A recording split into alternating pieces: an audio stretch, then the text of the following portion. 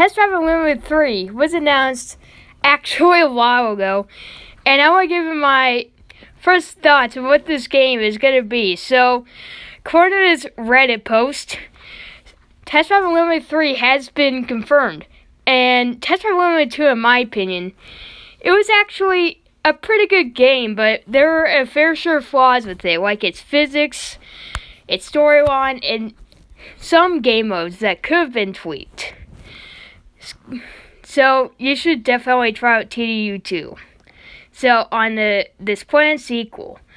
So, the next game is not going to be developed by Eden Games because a lot of their staff has moved to Ivory Tower to make The Crew, and now Eden makes mobile games and stuff.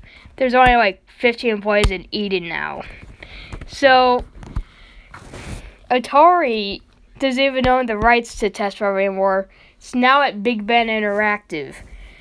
And the game is going to be developed by a French studio called Kiloton or KT Racing. So KT Racing has made some good games for example, they made the WRC series. They're making the WRC series now. They made the Rally 4, Flat Out 4. Their back catalog has been too spectacular, but they're no Team 6. So, not all of their games are bad. So, about Test Drive Unlimited 3. So, according to Kiloton, Test Drive Unlimited 3 will be taking place in South America. And they say that the map is going to be bigger than The Crew.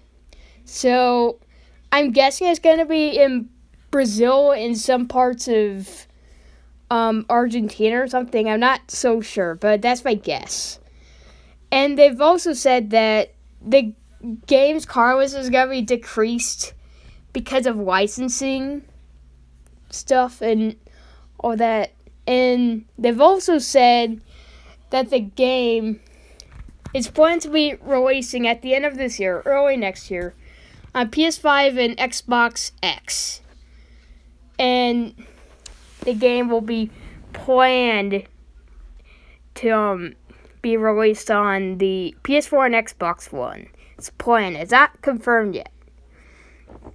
And TDU3 is on Kiloton's own engine rather than using some other engine. Like, for example, all the Need for Speed games at this moment in time run on EA's engine, Frostbite, but the Crew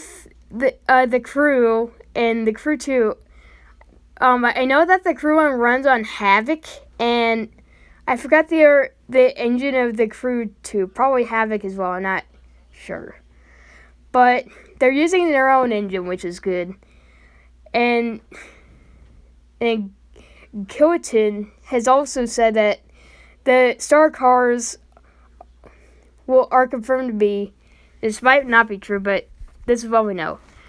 Renault Megane, Mitsubishi Evo, and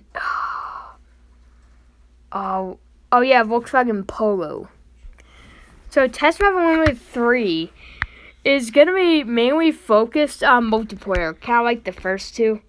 And then Kiloton also said that they're going to be focusing on live support, which is good, and also Big Ben. Yeah, when Need for Speed Heat and the Crew 2 aren't doing live support correctly, when they're under big names in gaming, Ubisoft and EA, then Big Ben Interactive is actually a French publisher, and they're nowhere near as big as EA or Ubisoft, for example. And I'm not sure how they're going to do live support. Yeah, that's one thing that I'm not sure about in the terms of live support. So my expectations are actually pretty high. Because, at worst, the game could just start off mediocre and then get some expansion, and then they could do an overhaul of everything, kind of like Wild Run. So that's worst case scenario. The game could be mediocre. So, yeah, some stuff we know. And we also know the fact that Test Drive Unlimited 3 is it's probably not gonna have the best graphics.